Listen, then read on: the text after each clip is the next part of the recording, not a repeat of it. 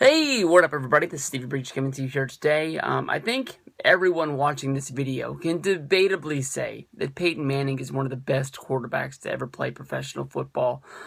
He is a guy that I followed from his days at University of Tennessee all the way to being drafted #1 overall by the Indianapolis Colts, running to the end of the line, and it looked like, the Colts was gonna have Peyton Manning as their career quarterback, but due to his injury, the Colts tanked it out and they had a chance to get Andrew Luck. One thing led to another.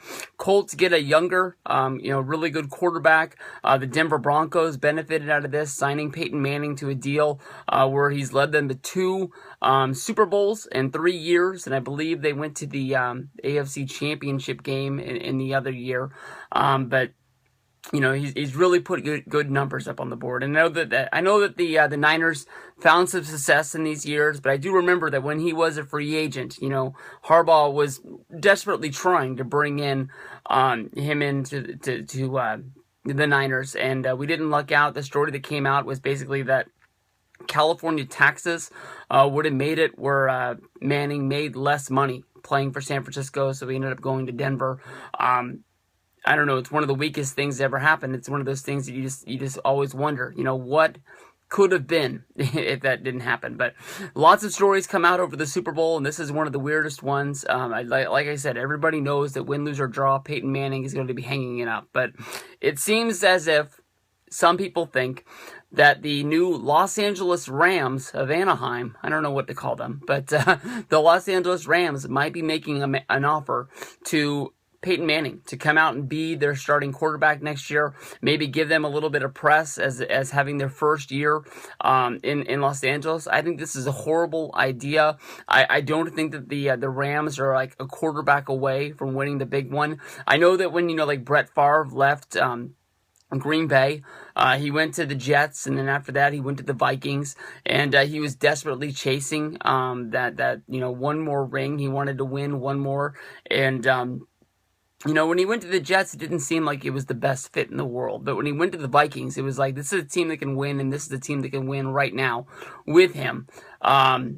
So I think this is going to be...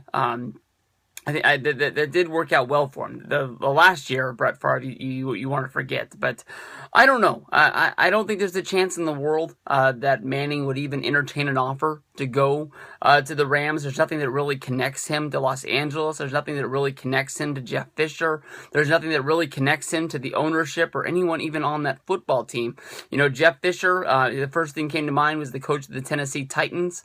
It was where he played football in college for the University of Tennessee, and I think Manning would have loved to stay in Tennessee and played for them, but during that time they had Steve McNair there, so that was never really able to work out. But I don't know. I see Peyton Manning. Some people think he's going to go into the booth and work for like NBC or ESPN or the NFL Network or something like that.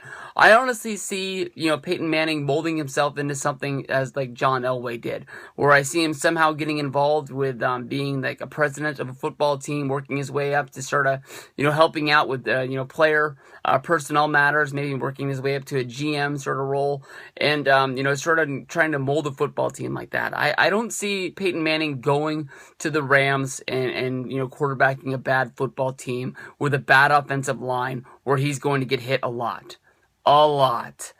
Just look at the quarterback injuries that happened to the Rams this season. This is not a good fit. This is not going to work, and I think whoever came up with this idea needs to get out of football. Peyton Manning's walking away. Hopefully he'll walk away with that Lombardi trophy on his last run. If not, he's going to go out still as one of the greatest quarterbacks of all time.